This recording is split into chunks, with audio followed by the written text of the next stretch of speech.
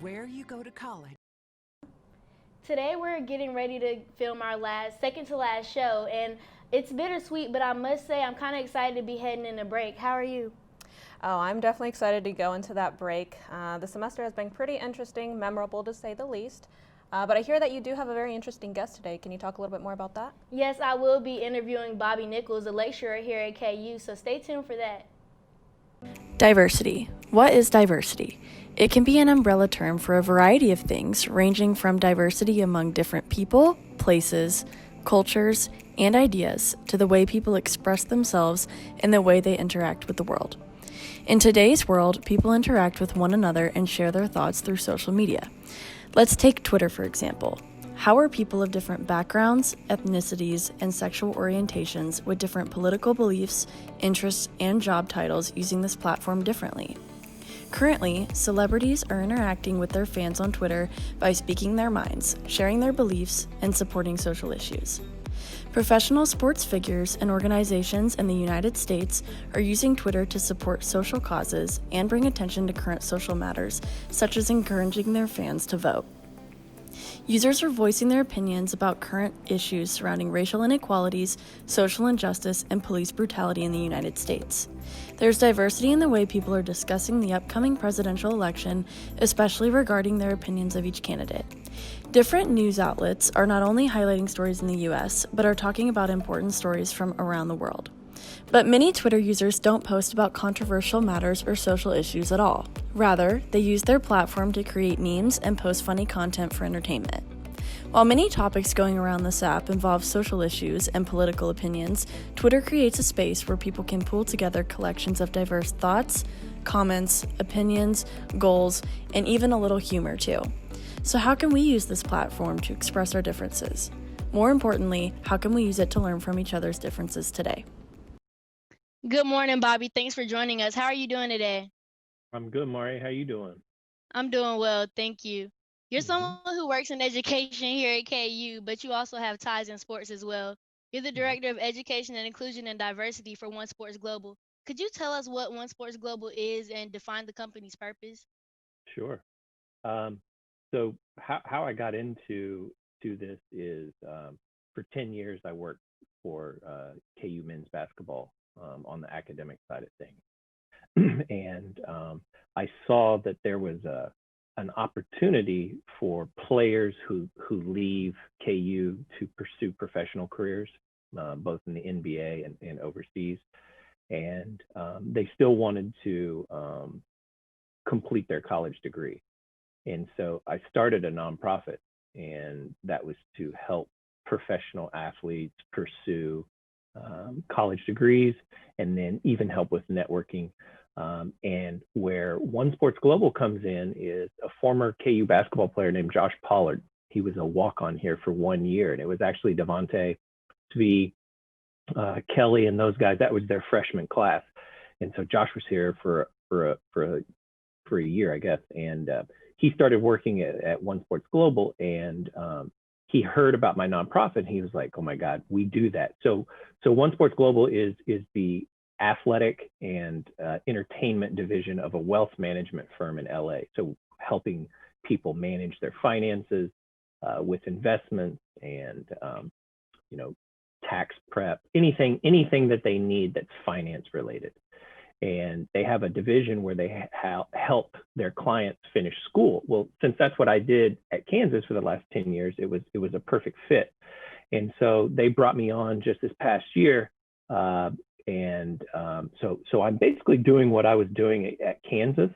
It's just that now I work for a wealth management firm and helping our clients, you know, finish undergraduate degrees or pursue master's degrees. And then here at Kansas, I teach diversity, equity, and inclusion in the curriculum and teaching department. And so, diversity, equity, inclusion, that's a big part of who I am. So I get to do that by teaching here at KU and also, helping clients with One Sports Global. So they kind of dovetail, into one another perfectly. And both of them are things that I'm passionate about, which is financial freedom, making sure that people are as educated as possible and reach their full potential. So that's kind of a long-winded answer, but that's definitely pretty thorough about what it is I do at One Sports Global and KU. Bobby, I love what you're doing for these players. And as someone who works in sports entertainment, how important is it to promote diversity in that field? Wow, that's a great question, and I think it's paramount. I mean, I think it's one of the most important things we can do, really, in all aspects of life. We could talk about sport, we could talk about education, but it's important in banking, in politics, in business, in real estate, in religion. It's everywhere. It's a part of the system, and it's a part of a fabric, I believe, of the ideals we strive for in this country. So what I try to do is really to model sort of authentic behavior. And what I mean by that is, a big part of my life is making sure that diversity is at the forefront. I tell my students all the time, when you put on your multicultural lenses, right, or you become an advocate for diversity, equity, and inclusion, you see it everywhere. And it's kind of a daunting task, but it's extremely important. So to me, the most important thing you can do is raise children to view the world that way, but then also to educate, the youth of this country through being a teacher and education. So, but yeah, it's something that I really live for. I agree, Bobby, and I Mhm. think it is daunting and it's a lot of hard work, but we need more people like you in that industry to continue doing the legwork. Well, Being, I oh, appreciate it. I'm by no means am I perfect. We're all flawed, but as long as we can be vulnerable and talk about sort of our shortcomings in our day-to-day life, I think then we can find comfort in one another in working forward. Because let's be completely honest, we're never going to solve the problems of racism in this country, right? Or get to the point where diversity is where we want it to be. But that's the challenge, right? Like that's what we have to do. We can never stop. We have to constantly move forward. Um, so yeah. we definitely do, and I think we're Mm-hmm. headed in the right direction. Sure. So earlier you mentioned your 10 years working in KU athletics and Mm-hmm. how you're able to apply that to your position at One Sports Global. Can you describe specific experiences that you've had while working with players in KU athletics to how that helped you at One Sports Global? Sure. So, when I worked at Kansas Athletics, we bring in players, as freshmen, and I see sort of the growth, the maturity, in their individual lives, in their playing careers, right, and then in their educational lives as well, because a lot of our athletes are first generation college students. Most of them, are Black, and so if you don't have someone to model for you the college experience, you need assistance. Even white kids who have generations of people who've gone to college, they still need help at college. It could just be extremely daunting if you're the first one in your family. Also, playing a sport and being the face of the University of Kansas, there's a lot of pressure with that. And so I've seen guys come in and just transform completely. A really good example, and I was just talking to Frank yesterday, is Frank Mason, right? We all know his accolades. He becomes the Naismith National Player of the Year, unanimous choice. I mean, just an absolute stellar career. And you don't talk about Frank without talking about Devontae and their relationship. But when Frank came in, um, you know, uh, he would admit his social media wasn't good, right? He had a lot of growth, but you know what? Frank did everything that he was asked, right? And sort of bought in. He knew he needed to grow. He knew he needed to learn. He graduated from KU, becomes National Player of the Year, right? His social media use was unbelievable. Every time they talked about Frank on TV, they talked about things he tweeted out or said. And so this was like a complete like growth in it. And he's changed sort of the trajectory of his family's future, right? His little boy, his name's Mari, is 9 years old, and Frank is setting it up to make generational change. To me, that's like one of the most beautiful things that I could be a part of, right? And we could talk about Devontae as well. I mean, there's similar parallels there, and you and I have talked about that before. But yeah, to me, that those are things that allow me to know that I'm doing positive change in people's lives.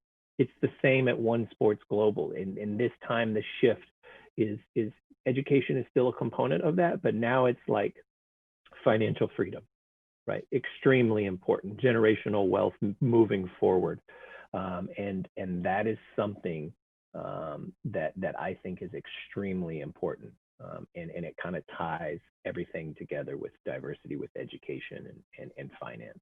So.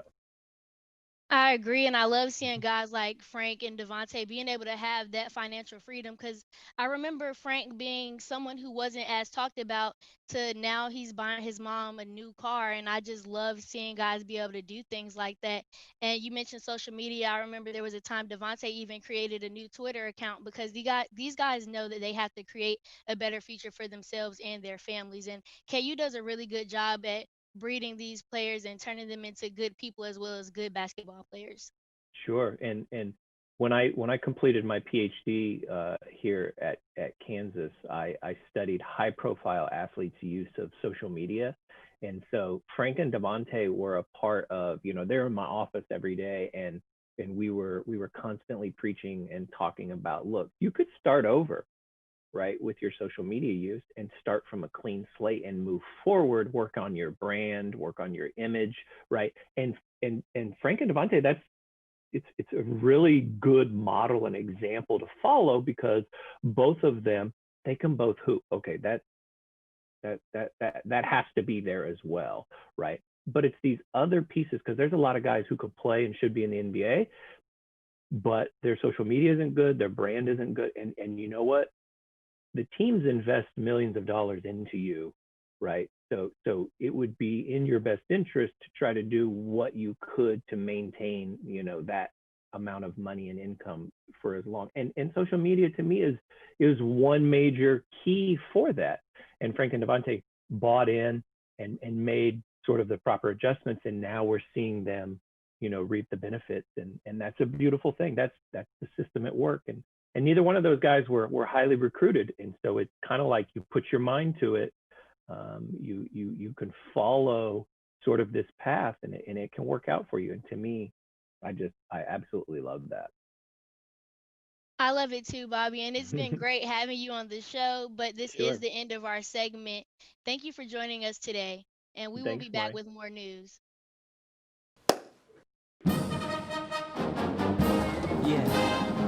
Yeah, I always just clap in this part. This is where everyone's talking amongst themselves. Do you know how to do it? Do you know how to do it? Are we supposed to smile? When do we start? Somebody over here already started. Can we talk about the piccolo part? It's the most complicated one. It is. If you listen, you're doing it when the band's not playing. You have to tell me when it starts. I still don't know. Here we go.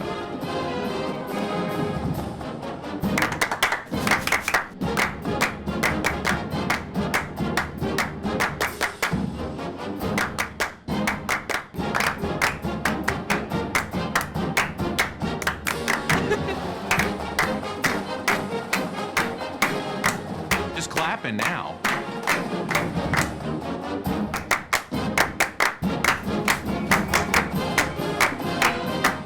No humps. Welcome back. I'm Shelby. And I'm Soleil. This is your Thursday Good Morning KU News Update. It's still not official, but Democratic nominee Joe Biden appears to have won the presidency with a lead of 290 electoral votes to President Trump's 217. If the results hold up, Biden's running mate, Vice President-elect Kamala Harris, will become the first woman to be voted into office.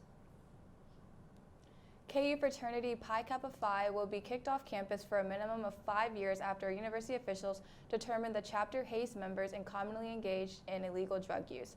The soonest the fraternity will be able to resume operations is spring of 2026 or after the last current members graduate. The U.S. hit a record number of coronavirus hospitalizations Tuesday morning, surpassing 1 million new confirmed cases. In Douglas County, 63 new cases have been confirmed, bringing the active county total to 560. As the fall semester comes to an end, KU will be offering free COVID testing for students, faculty, and staff planning to travel at the end of the semester.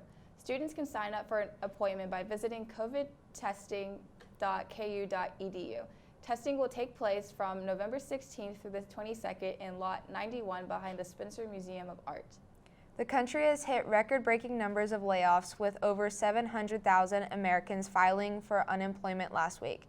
21 million are still claiming unemployment benefits. News of a possible vaccine this week gives some hope for the economy. On a positive note, for the first time in 4 years, the White House will have dogs in it. President-elect Joe Biden and his wife Jill Biden will bring 2 German Shepherds with them, Major and Champ. Major, in particular, is making history by being the first rescue dog to live in the White House. That wraps up today's news update. Where you go to college makes a statement about you. This place will become a part of you, your identity for life.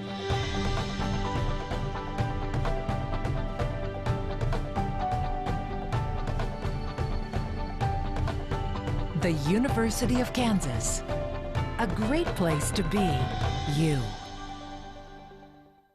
Specifically, quarterback Ben Roethlisberger and 3 other players on an undefeated Steelers were placed on the COVID-19 reserve list this week after tight end Vance McDonald tested positive for the virus.